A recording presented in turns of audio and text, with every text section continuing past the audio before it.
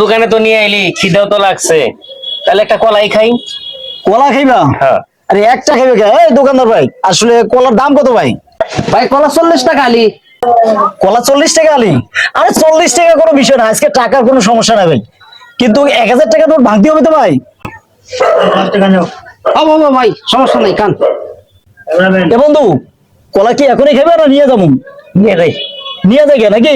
যাইতে যাইতে খাবো নেই ভাই। দেন তো এখানে কয়টা আছে? আসলে 1.5 আলি আছে ভাই, দিয়ে দেন দিয়ে দেন।